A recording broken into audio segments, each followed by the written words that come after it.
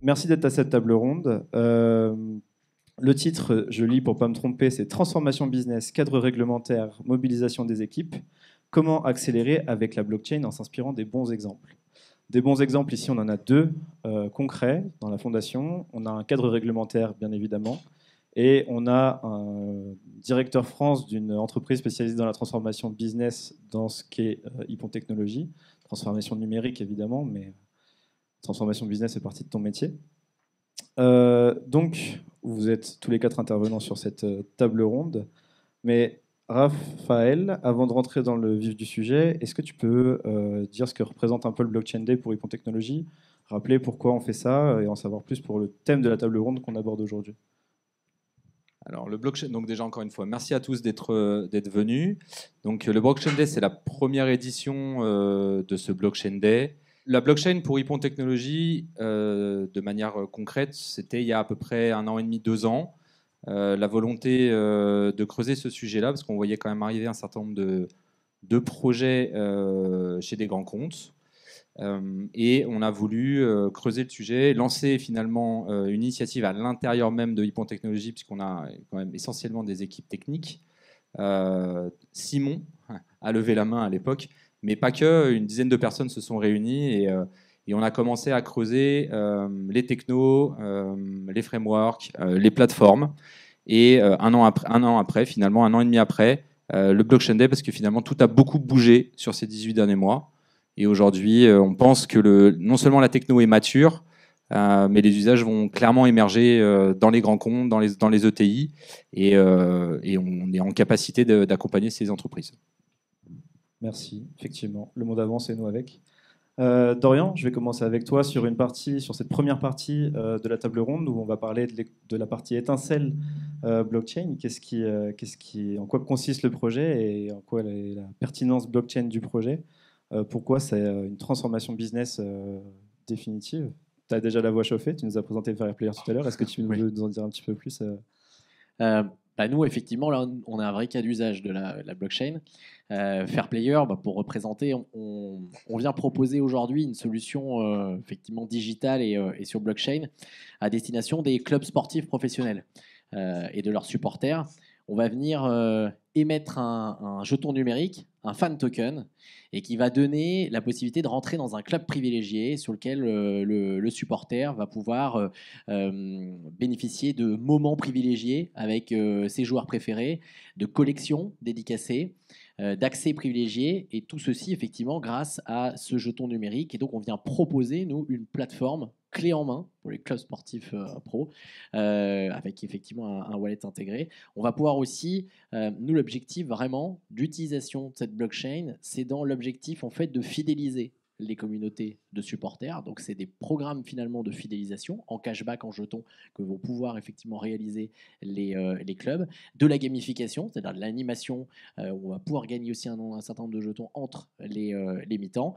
Et derrière, la possibilité aussi également d'en acheter et surtout d'aller profiter de ces moments exceptionnels. On vient révolutionner la fan expérience.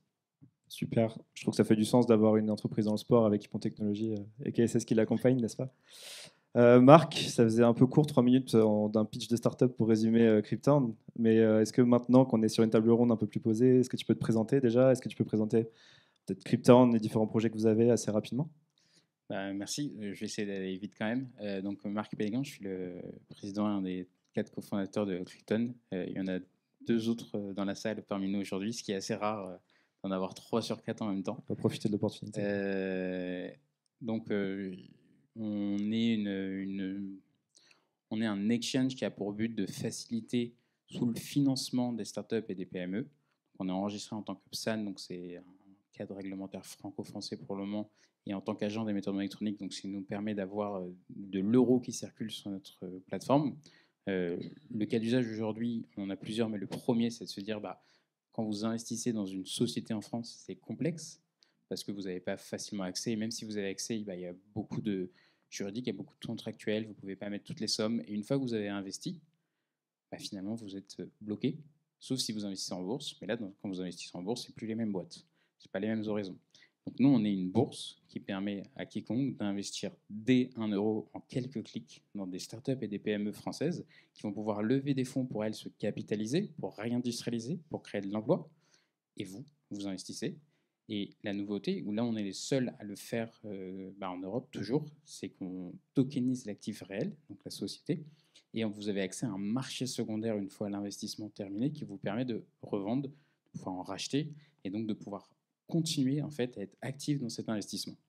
En plus de ça, on a 4 autres entre guillemets produits, ce qu'on appelle Incentive. On est en train de changer le nom, mais ce qui permet de tokeniser une partie de son capital pour le distribuer à ses freelances, à ses employés, pour fidéliser la base de CDI, pour pouvoir faire des programmes avec des clients, des fournisseurs.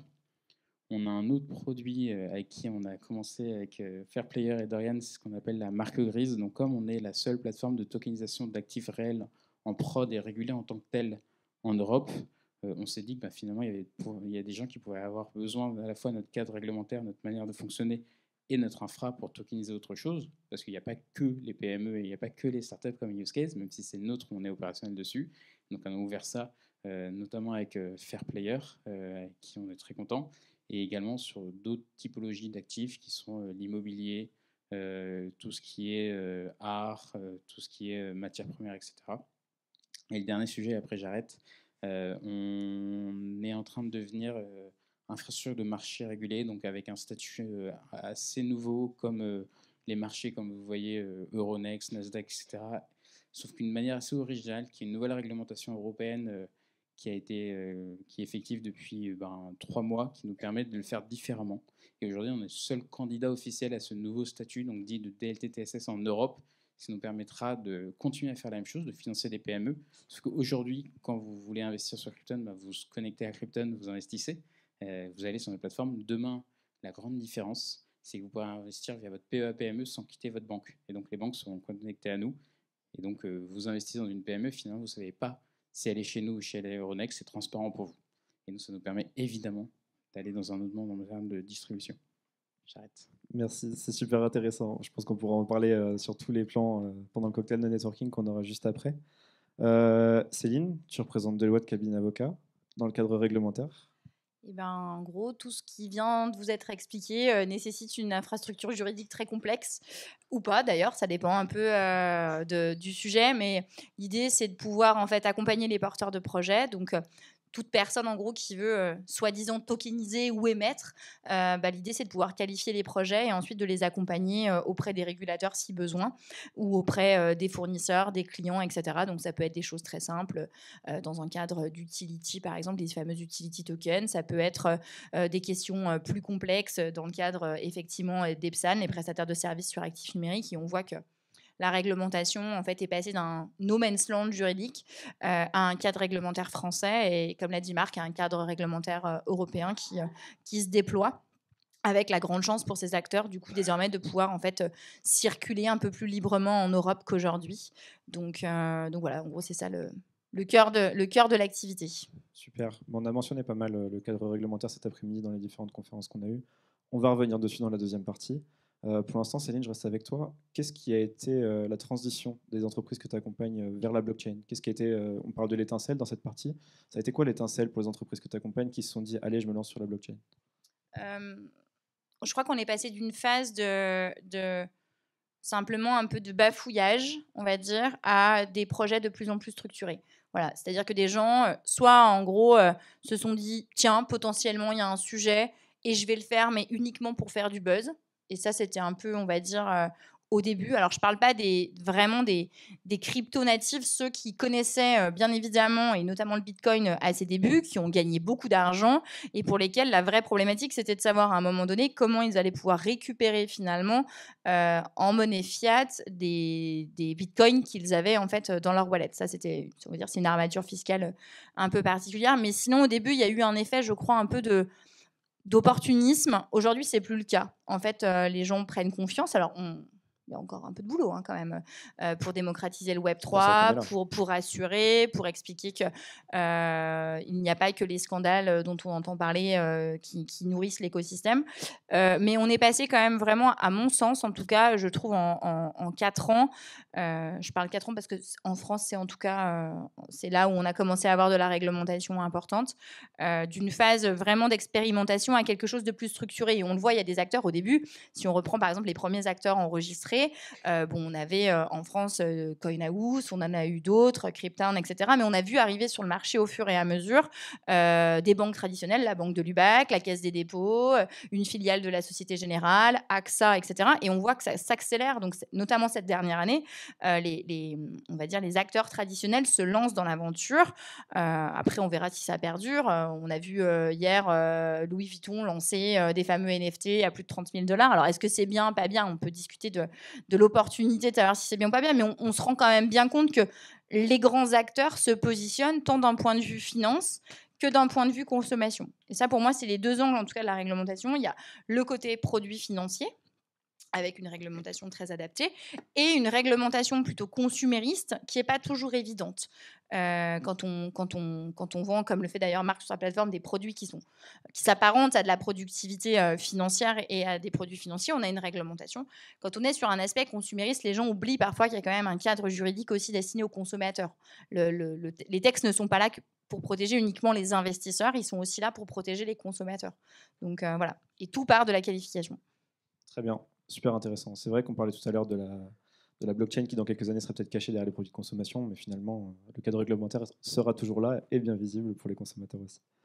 Raphaël, je vais revenir vers toi. On parle encore une fois d'étincelles. Je finirai là-dessus sur cette partie. Est-ce que tu vois chez les clients que toi, tu accompagnes dans la transformation numérique qu'ils ont aujourd'hui des étincelles potentielles sur la blockchain après une journée comme aujourd'hui où on a présenté plein de cas d'usage, que ce soit en accompagnement avec AWS, BPI France, etc. Est-ce que tu vois des étincelles chez les clients qu'on a actuellement? Alors clairement, c'est émergent, mais par rapport à ne serait-ce qu'il y a encore une fois un an, sur cette fin 2022 et sur démarrage 23, oui, il y a des projets dont on entend parler côté Hippon Technologies qui nous arrivent. Un acteur on va dire dans la pétrochimie, énergie, qui a besoin de traçabilité sur de la matière première qui vient d'Asie et qui justement nous a interpellés aujourd'hui pour mener justement ce type de projet-là. Pas plus tard que hier, j'étais à Marignane. Je vous laisserai imaginer quel est le client qui peut bien être à Marignane. Il se trouve qu'ils ont eux aussi un projet autour de la blockchain et du Web3. Donc voilà, ça fait déjà deux grands acteurs significatifs. Après, on le voit dans un certain nombre de grands comptes. Cécile en a pu en citer certains déjà. De toute façon, ça va être projet après projet. Un grand compte, une belle ETI va lancer un projet, il y aura à un moment donné de la visibilité dessus, celui d'à côté va avoir envie aussi de se lancer. Je pense que c'est vraiment l'émergence. Là, on est à l'aube d'un basculement entre des projets qui viennent aujourd'hui de l'innovation start-up, qui viennent de l'innovation. J'ai bien aimé le slide côté BPI tout à l'heure sur des gens qui s'intéressent à un domaine, qui sont compétents, qui viennent faire des beaux projets. Ces beaux projets-là amènent une visibilité sur les capitaux. Les capitaux amènent finalement la visibilité sur les beaux projets et ça amène encore d'autres gens à s'y intéresser. Le slide était très simple, mais en même temps, je pense que c'est vraiment ça la tendance là. Ça ne peut que s'accélérer et on est hyper intéressé et hyper friand de ce type de projet. Super, j'en suis le premier avis. Tu parles du coup de ce genre de projet. On va revenir sur la partie réglementation qui est hyper intéressante. Là, je vais m'adresser à vous deux, Marc et Dorian, qui avaient un projet, qui drivait un projet dans la blockchain et dans les collectibles, etc. Comment vous dépassez ce cadre réglementaire strict parce que vous êtes inscrit en Europe? Marc, vous êtes même enregistré PSAN. Comment vous dépassez ce cadre réglementaire hyper strict en Europe et qui nous fait rêver pour le côté strict, mais qui est loin de ce qu'on peut voir aux États-Unis pour le développement? Vas-y, commence Marc, je t'en prie. Alors, nous, il faut savoir qu'on existe depuis 2017. Donc, quand on a été créé, il n'y avait pas la loi Pacte qui a créé dans le CMF tout ce qui régit les actifs numériques. Donc moi, je ne le dépasse pas. Au contraire, j'étais en 2017-2018 à l'Assemblée nationale avec plusieurs députés pour pousser les textes de loi, ces 2 articles dans le loi Pacte. On a fait en sorte, on a essayé que ça colle à notre business, et ce qui nous a permis d'être déployé aujourd'hui. On a refait un peu la même chose, et c'est vrai que j'en ai pas parlé, mais je suis dans pas mal d'associations de place sur ces sujets réglementaires, parce qu'ils sont hyper importants, surtout pour nos sujets, peut-être encore plus que pour les autres, parce que comme on est à la frontière entre droit financier et actifs numériques, donc je les suis, que ce soit à l'ADAN, qui est l'association française où je suis le vice-président d'EPSAN, à France FinTech, où je représente au bord de tous les sujets Web3 et réglementaires, sur tous les aspects en fait, pas que crypto, et aussi à Paris Europlace, qui est une association beaucoup plus institutionnelle. Donc pour nous, ça a toujours été au cœur de ces sujets, même au cœur de ce que je fais. Là, par exemple, j'en ai parlé un peu, mais sur le pilote régime, c'est un nouveau règlement européen qui est le premier pilote en droit financier européen depuis la création de l'Union européenne. Et donc ça a été très complexe. Aujourd'hui, on est, en tout cas en France, le seul acteur qui va possiblement s'en saisir. Donc on a un énorme aspect réglementaire de discussion avec les régulateurs, avec Bercy, avec les instances européennes. Parfois, ça va me mettre même à la BCE. Donc c'est 70% de mon temps, et donc je ne les dépasse pas du tout, au contraire, je me noie dans ça. Par contre, c'est un edge, on est dans quelque chose de très compliqué. Vraiment, sur nos sujets, c'est très complexe. Pourquoi il n'y a pas de projet de tokenisation d'actifs réels en prod beaucoup, alors qu'il y a énormément de demandes? C'est que c'est pas simple d'en faire. Pareil pour le pilote régime, c'est génial, mais c'est vraiment pas simple. On est en discussion avec la plupart des banques européennes et ils sont tous intéressés, mais finalement, même pour elles, c'est compliqué. Et donc, quand on est une startup, là, un des avantages, c'est de bien maîtriser ses barrières à l'entrée de ses compétences. Et nous, je pense qu'on a 3 pôles, à la fois l'infra, tech, à la fois le côté opérationnel, mais aussi, surtout, le côté réglementaire qui se marie bien en fait avec le fonctionnement. Et je pense que pour nous, en tout cas, on a un positionnement un peu unique sur ce point, mais c'est un de nos edge réglementaires parce qu'on arrive bien à comprendre, entre guillemets. Super. Dorian? Nous, côté vraiment business, en fait, on a voulu en faire une opportunité. D'être. Céline t'en parlait tout à l'heure, effectivement, il y a un peu tout à l'époque qui se passait sur le monde de la blockchain, sur le monde du Web3. Et c'était de se dire, on va aller développer aujourd'hui une solution compliance native. Et c'est comme ça, effectivement, qu'on est allé aussi travailler et créer ce partenariat avec Marc et Krypton, d'avoir effectivement une plateforme d'émission de fan token, mais qui soit effectivement, dès le départ, compliance. C'est super important pour le côté business, parce qu'aujourd'hui, on vient signer avec des grands clubs sportifs professionnels, et on vient les rassurer, on vient les protéger, et également les supporters et leurs utilisateurs. On est vraiment parti, nous, d'une stratégie où on ne souhaitait pas faire du one-shot, mettre sur une entreprise pérenne qui effectivement vise plutôt le long terme. Et donc on a saisi effectivement l'opportunité très vite d'être compliance, effectivement, d'utiliser cette partie comme un atout. Voilà. Si je peux rajouter un point, c'est vrai que tout ce qu'on fait, ça touche souvent les limites de la réglementation. Et même le cas Krypton et Fairplayer, c'est le premier projet en marque grise PSAN en France. En fait, on n'en a pas parlé, mais c'est un enjeu. C'était pas simple. Réglementairement, ça a été un vrai sujet de faire comment on peut, avec un PSAN, de faire en sorte que quelqu'un puisse opérer. Et donc, on a réussi à mettre ça en production. Mais c'était tout ce qu'on fait, il faut comprendre, touche la limite de la réglementation. Il n'y a pas le statut d'agent n'existe pas, par exemple. Voilà. Il n'y a pas d'agent de PSAN, par exemple, et donc c'est pas aussi simple, effectivement, pour Marc de dire je passe en marque grise, puisqu'il n'a pas la possibilité de délivrer sa carte d'agent à des tiers. C'est vrai que ça n'existe pas encore en France. J'allais venir vers toi justement, Céline, là-dessus. Comment tu as pu accompagner, toi, ta culture, et comment tu accultures les clients que tu accompagnes par rapport à ce côté réglementaire, et comment tu te tiens à jour de tout ça? Moi, j'ai un backup d'universitaire avant. J'étais docteur en droit. J'avais un doctorat en droit international privé sur justement la régulation internationale et financière. Et donc, je parle de ça il y a une quinzaine d'années. Et j'ai été aussi start-upeuse parce que j'ai créé plusieurs legal tech. Donc, j'ai été confrontée, on va dire, par moi-même dans les années 2015-2016. Déjà, alors, c'était pas la blockchain à l'époque, hein, c'était des choses beaucoup plus simples, du Web 2.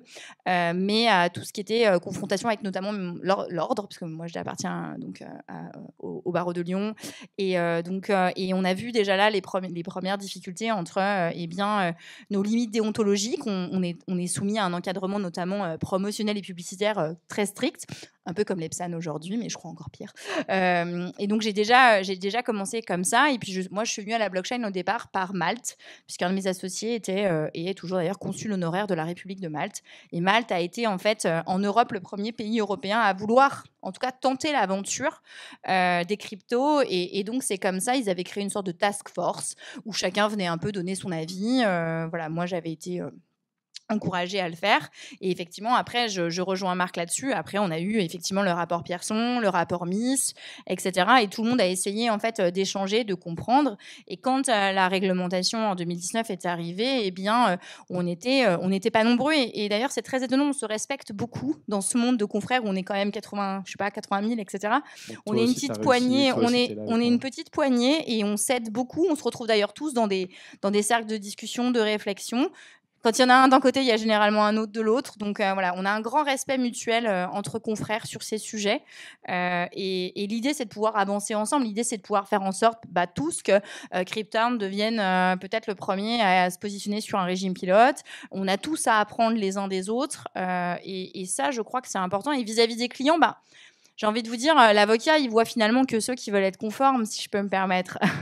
Donc, on voit que la toute petite partie de l'écosystème qui décide de se placer sous l'angle de la conformité. Donc, c'est ça aussi qui est peut-être très important, c'est que l'avocat qui vient vous parler de ça, en fait, il n'a comme interlocuteur que des clients qui veulent être conformes. Alors après, il peut y avoir des problématiques financières parce qu'ils n'ont pas les moyens de se mettre en conformité, des problématiques techniques parce qu'ils n'ont pas les fournisseurs pour se mettre en conformité, des problématiques de RH. C'est aussi très important puisqu'on voit que dans la réglementation maintenant, eh bien, ça aussi, c'est pas une démocratisation, ça se professionnalise. On demande aujourd'hui des CV très clairement qu'on ne demandait pas il y a 3 ans.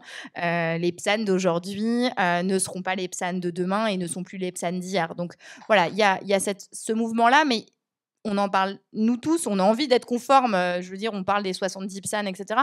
Il y a quand même aujourd'hui une grosse partie de l'écosystème qui n'est pas du tout conforme. Et ce qui fait d'ailleurs rager ceux qui le sont, parce qu'eux sont dans un cadre contraignant. Alors, comme le dit Marc et Dorian, ils jouent toujours un peu dans les cordes du ring en disant ce n'est pas écrit, donc c'est peut-être faisable. Mais au moins, ils ont déjà le mérite de se poser la question et de s'entourer de personnes qui ont envie de faire en sorte de les accompagner dans des limites raisonnables. C'est le challenge de la disruption. Raphaël, je me tourne vers toi. On parle de cadre réglementaire. Est-ce que toi, tu vois au quotidien des entreprises, des clients, des gens qui te disent non, je n'irai pas dans la blockchain parce que la réglementation est... Je ne parle pas des scandales, je ne parle pas de tout ça, je parle du frein de la réglementation vraiment dans le pas vers le Web3 et vers la blockchain, quoi. Est-ce que tu en vois au quotidien Alors non, c'est pas le sujet premier, hein. Le sujet premier, il est sur le use case. Le sujet premier, il est sur la raison d'être de faire sortir, enfin en tout cas de commencer à réfléchir en interne et éventuellement de transformer cette réflexion en un projet concret et en l'amenant sur une transformation de process ou sur une nouvelle ligne business dans le cadre d'un client. Le premier facteur, il n'est pas, pour moi, en tout cas, c'est un fort sujet, hein, la partie réglementation, ça c'est indéniablement, mais ce n'est pas le premier que je vois chez les clients. Vraiment, clairement, le use case, qu'est-ce qu'on peut faire, à quoi ça sert, pourquoi est-ce que je me lancerais sur des projets qui nécessiteraient de la blockchain, pourquoi est-ce que je viendrais tokeniser des choses, pourquoi est-ce que un token m'aiderait à déployer un produit, un service, à vendre. Voilà, ça c'est plus les réflexions que j'ai encore aujourd'hui avec les clients. Et le sujet de la réglementation viendra très certainement à un moment donné, mais oui, c'est juste après. Question qui vient après. En général, tu leur réponds. Après, la réponse, elle est aussi dans l'écosystème qu'on a réussi à créer, parce que finalement, Cryptown, on s'est rencontrés il y a quoi, 1 an et demi maintenant, à un moment donné où Marc n'avait pas besoin de financement. Je crois que c'était en décembre 21, si je me souviens bien. La rencontre, on n'a pas spécialement réussi à travailler ensemble à ce moment-là, mais en tout cas, je crois qu'on a parlé 1 heure et demie juste sur cet univers-là et sur ce que Marc faisait et l'ambition qu'il apportait avec son projet Cryptown. Fair Player, c'est une aventure commune à l'origine. Après, maintenant, c'est Dorian qui porte tout ça. Finalement, l'enjeu de la réglementation, je pense on trouvera des solutions. Cécile, c'est pareil. Maintenant, c'est le réseau. Voilà, le use case. Moi, je maintiens le use case. Ok, c'est une bonne transition vers notre troisième partie de cette table ronde, ce bel échange. La troisième partie qui est sur les bons exemples du coup de notre thème, comment on embarque des clients, comment on embarque son équipe, ses utilisateurs, ses clients dans un projet blockchain. Alexandre Matsuo tout à l'heure d'AWS disait comment j'en parle à ma famille.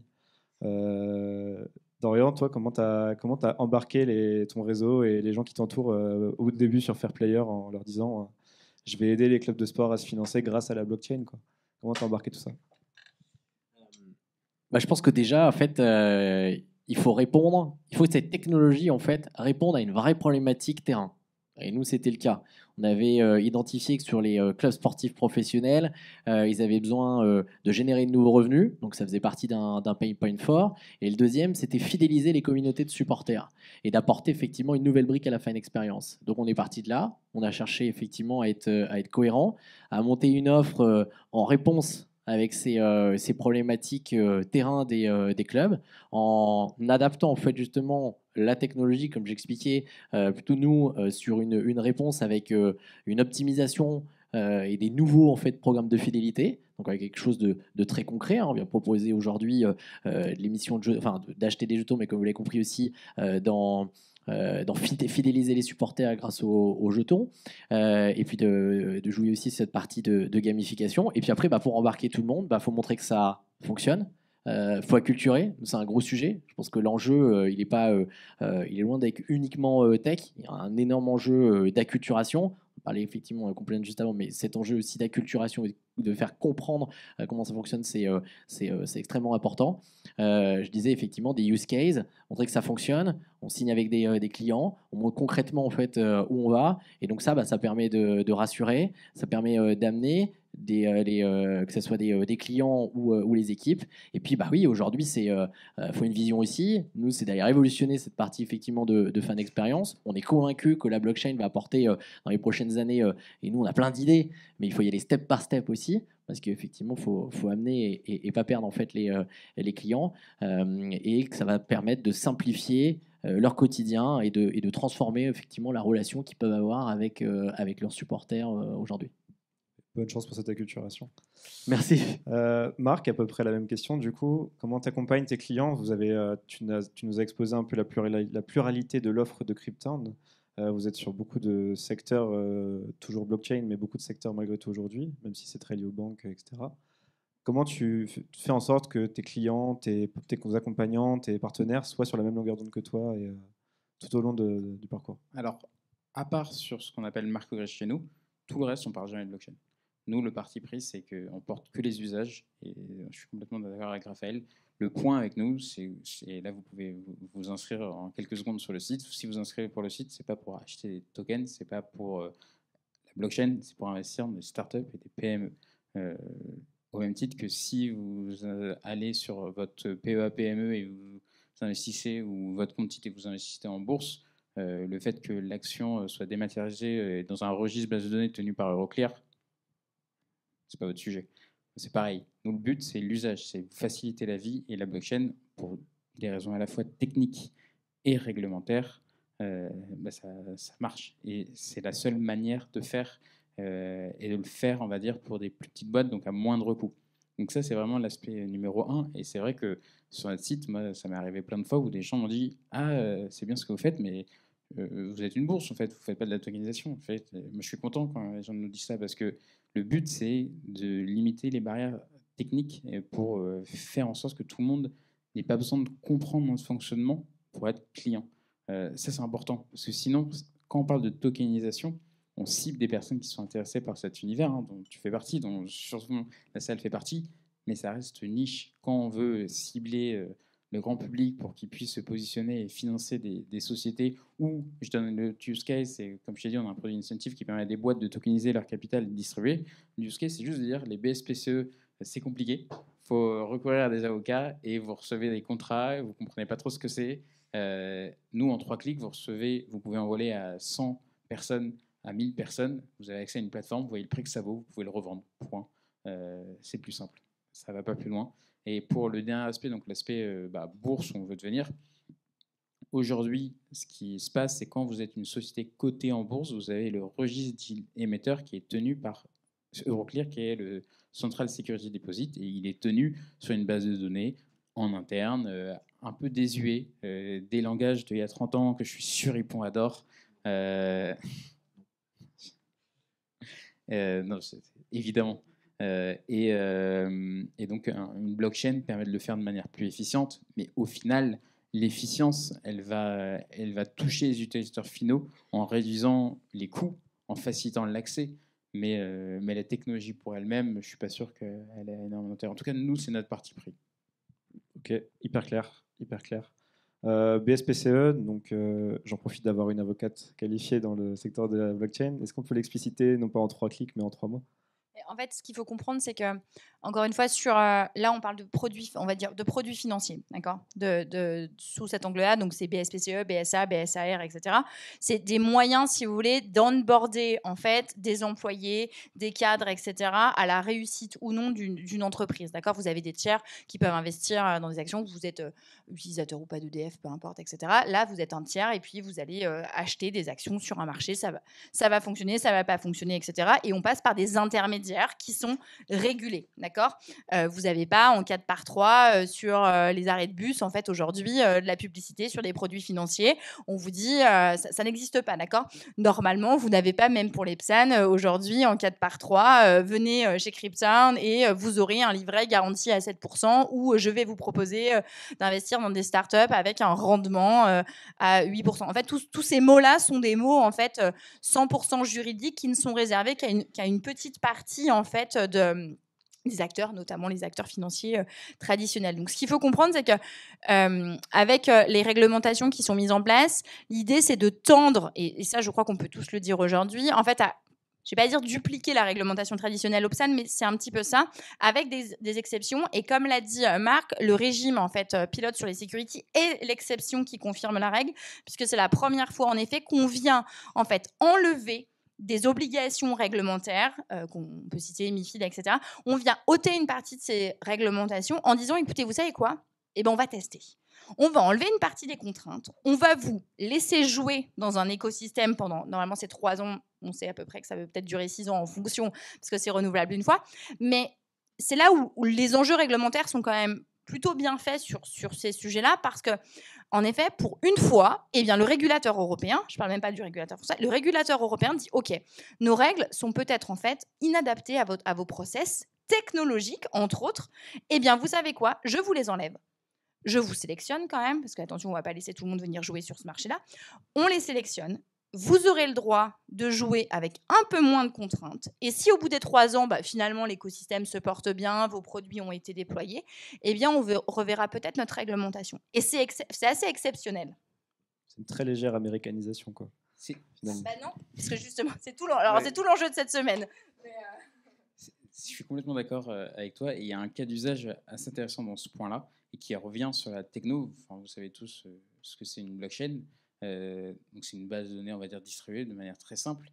Dans la réglementation de Pilot Regime, vous avez le droit de demander une exemption. Quand vous êtes un marché, quand vous êtes Euronext, vous avez envoyé un reporting quotidien à l'AMF de toutes les transactions qu'il y a eu. Il y a une équipe qui envoie, c'est une sorte de fichier Excel avec un service. Bon, c'est très chronophage et c'est pas très efficient.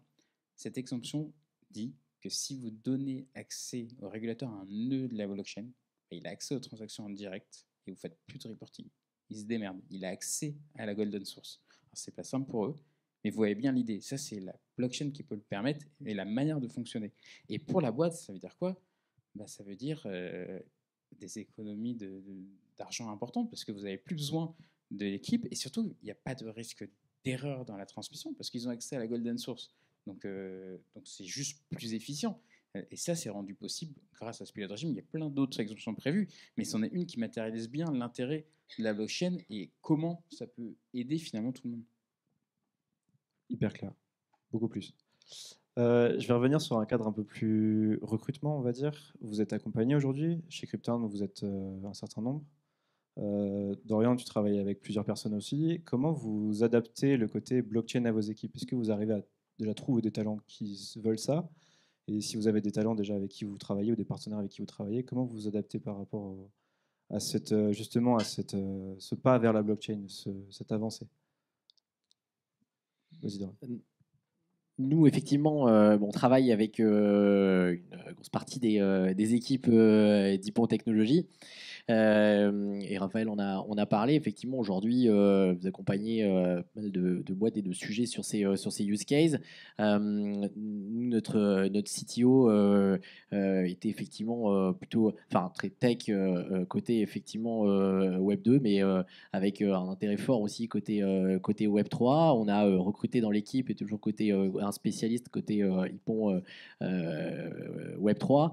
Là, nous, ce qui est intéressant en plus, c'est qu'on fait vraiment aussi la passerelle, puisqu'on a créé effectivement la plateforme, mais on est adossé et on fait de l'émission de jetons numériques. Donc, c'est vraiment effectivement là aussi un partage de connaissances entre des experts sur ces domaines qu'on reconnaît peut-être effectivement plus, et puis ce nouveau monde. Mais effectivement, les talents aussi sont rares. Et nous, on a réussi effectivement à en trouver grâce à Hypon. Et aujourd'hui, c'est la mixité des profils qui permet de pouvoir délivrer, parce que Fair Player, en seulement 3 mois, on a lancé la solution. Je rappelle, la société avait été créée effectivement en septembre de l'année dernière. 3 mois, on a développé la première V1 et on a livré sur le marché donc, sur la fin de l'année dernière avec un premier client, le Paris Volley, sur le début d'année et là avec le rugby. Super. Marc, attends. Donc nous, on commence à être une 15-20 dans l'équipe, mais finalement, ceux qui interagissent avec la blockchain, il n'y en a pas tellement, parce que sinon, on a des aspects très classiques. On a des personnes une équipe CL qui va chercher les boîtes qui cherchent du financement, ils n'ont pas besoin de comprendre la blockchain. On a des personnes marketing, communication, des personnes qui accompagnent les investisseurs qui ont besoin d'aide sur la plateforme notamment, pas besoin de la blockchain. Les personnes qui interagissent avec la blockchain, finalement, chez nous, c'est Mathieu, Jérémy qui sont dans la salle, donc 2 cofondateurs tech. Techniquement, les autres développeurs tech ne touchent pas à la blockchain, donc c'est back et front classiques, mais on a une infra qui est beaucoup, avec plein de microservices qui n'ont aucun lien avec la blockchain. Et finalement, la blockchain dans notre infra, c'est peut-être, je sais pas, je vais dire une connerie, mais 10, 15, 20%. Et donc, il y a beaucoup de sujets hors blockchain. Donc là, pour le côté blockchain, on garde ça, on va dire, dans la main des cofondateurs pour des questions de complexité. Sinon, on a une directrice juridique, donc elle, pour le coup, c'est que blockchain, parce que tout touche à ça. Donc elle est docteur en droit privé sur la blockchain. Donc bon, il y a un lien. Sur la blockchain, donc à part ça, il y a une personne qu'on a recrutée en Head of Tokenisation. Donc c'est une personne qui parle de notre produit marque grise. Donc là, il y a un vrai aspect blockchain. Voilà. À part ça, les autres personnes de l'équipe interagissent assez peu. Le seul point, c'est comme tu l'as très bien dit, il y a des règles strictes pour l'EPSAN de communication, marketing. On ne fait pas n'importe quoi. Et donc, toutes les personnes dans notre équipe sales, communication, marketing, investisseurs savent à la fois ce que c'est la réglementation PSAN, ce qu'on peut faire, ce qu'on ne peut pas faire, et aussi parce que finalement, il y a une réglementation qui n'est pas PSAN, mais qui s'applique au PSAN, qui est la 5e directive AML, savent ce que c'est. Parce qu'en tant que plateforme, nous, on gère des euros sur notre plateforme, on gère des actifs, peut y avoir des personnes qui ont envie de nous utiliser pour blanchir de l'argent. Et ça, tout le monde doit être alerte. On a une obligation de formation, mais au-dessus de cette obligation de formation, qui est peut-être que chez une case, il y a une vraie réalité de terrain, en fait. Et donc ça, c'est plus de cet aspect-là où on les forme à nos sujets qui sont financiers blockchain. Mais voilà. Fameux anti-money laundering. Raphaël, bon, je vais te poser une question un peu rhétorique, hein, parce que finalement... Je voulais quand même juste réagir par rapport aux remarques sur est-ce que la compétence sur les blockchains. Je partage quand même vraiment la remarque de Marc sur qui a vraiment besoin d'interagir avec la blockchain dans le cadre de projet. En fait, globalement, on en a parlé tout à l'heure, il y a quelque chose, il faut masquer finalement la complexité. On peut faire le parallèle avec des projets e-commerce qui aujourd'hui travaillent sur une plateforme e-commerce, quelle que soit son activité, que ce soit de la tech ou du marketing ou autre, qui vraiment est en interaction avec les problématiques de paiement. En vrai, c'est pas leur sujet. Donc c'est un peu la même chose finalement, même au niveau d'un fair player. Finalement, on est adossé à Cryptown. Cryptown s'occupe justement de la tokenisation avec l'agrément PSAN derrière. Finalement, le sujet. Alors après, il y a des sujets d'intégration sur du paiement et justement intégration de wallet et de solutions de wallet sur fair player. Après, sur fair player, le gros du quotidien, c'est de développer et de faire connaître et de faciliter les usages de fair player auprès des supporters et des clubs de sport. Finalement, la blockchain, pas besoin d'avoir 20 personnes chez fair player qui s'occupent de la blockchain. Bien au contraire. Et du coup, je vous repose la question au niveau acculturation. Est-ce que vous avez un niveau de communication en interne au niveau des connaissances qui sont partagées? Est-ce que déjà quelqu'un qui va faire autre chose que de la blockchain va connaître son métier, on va peut-être échanger sur son métier? Quelqu'un qui va être spécialisé justement dans le développement ou quoi que ce soit, on essaie de comprendre un petit peu ce que font nos collègues. Est-ce que vous avez ces espèces de mise à niveau sur un phénomène qui finalement est assez neuf et dans lequel on entend pas mal de choses et parfois fausses? C'est vrai que tout le monde, on va dire, ne comprend pas exactement, après je sais pas si c'est nécessaire, mais ce que fait tous les autres. Donc ça, c'est certain. Mais c'est vrai qu'il y a possiblement des personnes chez Cryptown qui n'intéressent pas du tout avec la blockchain et peut-être c'est encore très conceptuel pour eux. Et on pourrait faire en sorte que ça soit moins. Après, effectivement, il y a la question de la nécessité. Mais... Moi, chez Deloitte, c'est un peu différent. On est quand même... c'est une énorme machine, hein, quand même, en France et à l'international. Donc, vous dire que tout le monde connaît la blockchain, ça serait vous mentir. Bien sûr que non. Par contre, on est une équipe multitalent en France et à l'étranger où, en fait, on regroupe les métiers de l'audit, du consulting et du legal, justement pour, en interne, déjà, travailler sur ces projets-là et aussi, en fait, entre guillemets, en externe, c'est-à-dire à intervenir ensemble en disant que finalement, voilà, c'est un des outils à la disposition de nos clients. Alors Deloitte a accès quand même à la blockchain. On a lancé un KYC notamment aux US qui est fondé donc sur la blockchain. Voilà, donc on a créé un partenariat aussi avec Avalanche il y a 2 ans sur ça. Donc oui, on a des équipes qui veulent utiliser la blockchain. Donc on fait nos propres use cases en interne pour aussi montrer à nos clients forcément que ça commence par chez soi. Voilà. Après, vous voyez, on a des barrières très somme toute assez sommaires. Je vous donne un exemple. Par exemple, moi j'ai une problématique d'accepter des paiements de mes factures en crypto parce que chez Deloitte, on n'a pas encore ouvert de wallet au nom et pour le compte de Deloitte, cabinet d'avocats. Et voilà. Et par exemple, même pour la petite histoire, je suis pas sûre que mon ordre, notamment, me laisse faire d'avoir un wallet. Vous voyez, il y a des choses après comme ça très très très bêtes, mais c'est plus des contraintes, j'ai envie de vous dire, réglementaires basiques.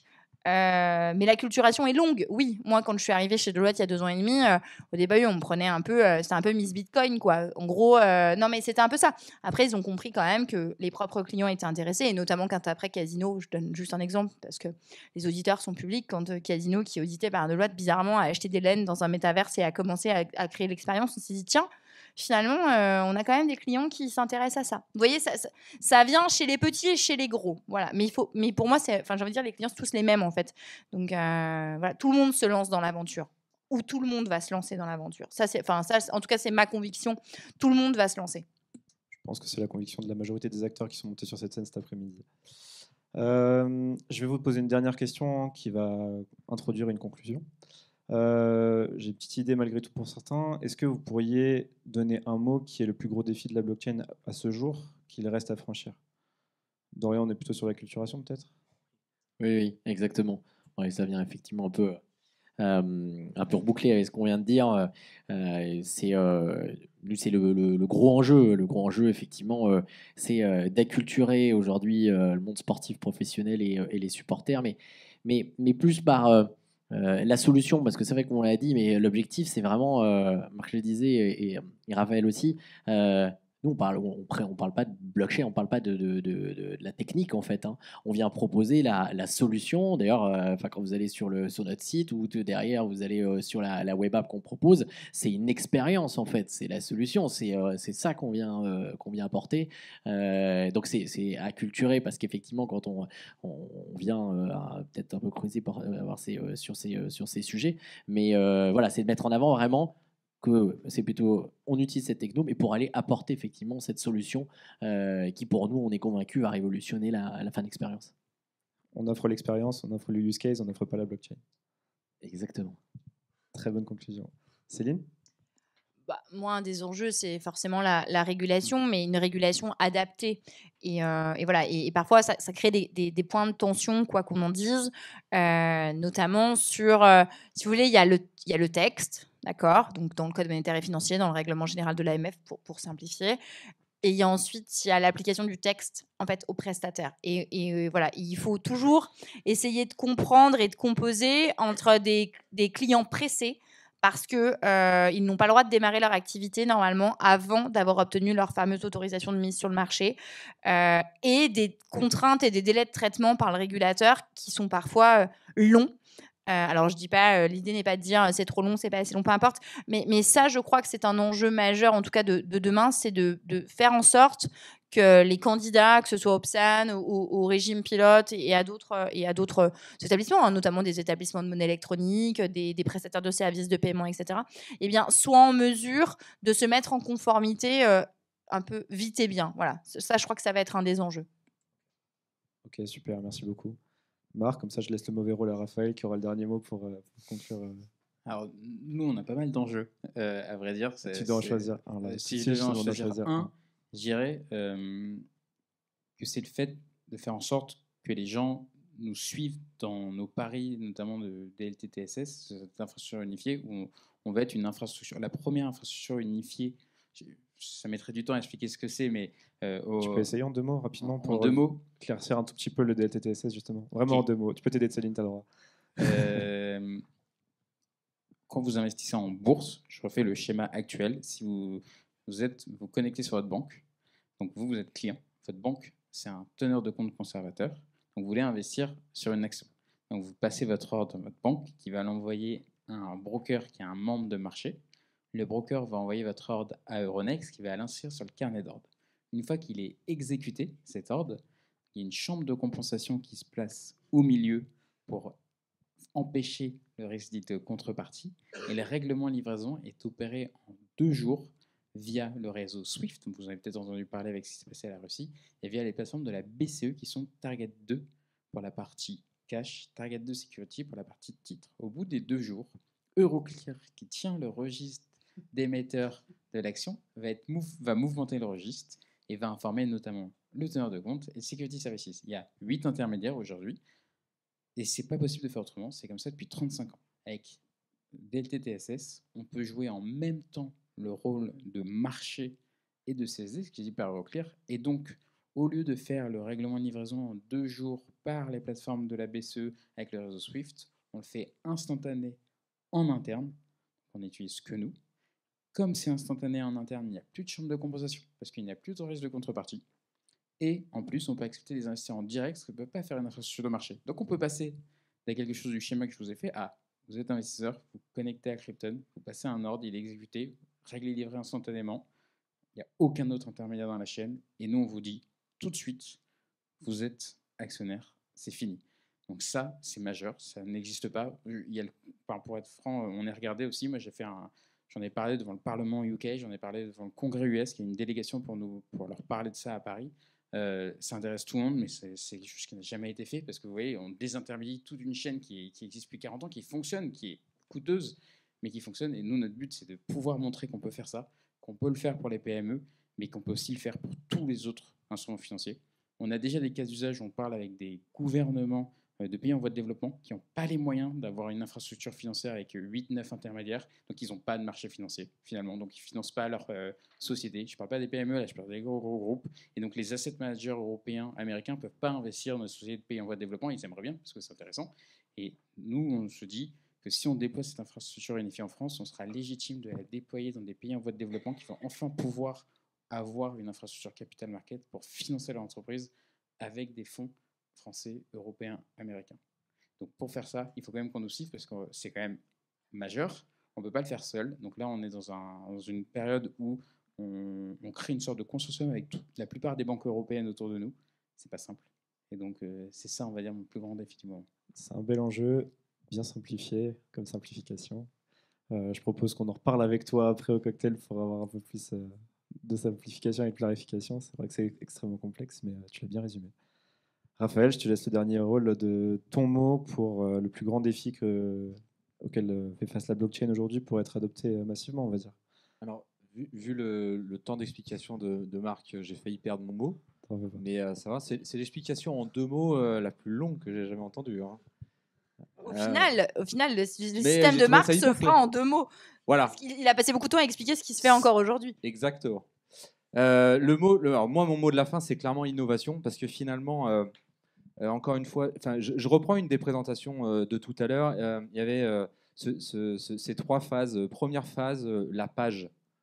On a inventé le concept de la page web.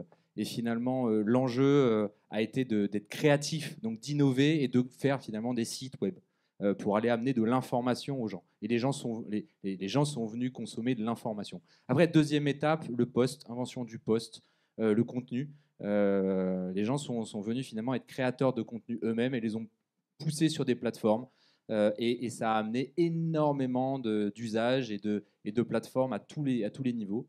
Et puis là, aujourd'hui, 3e phase sur le Web3, le token. Finalement, pour moi, c'est exactement la même chose. C'est quel est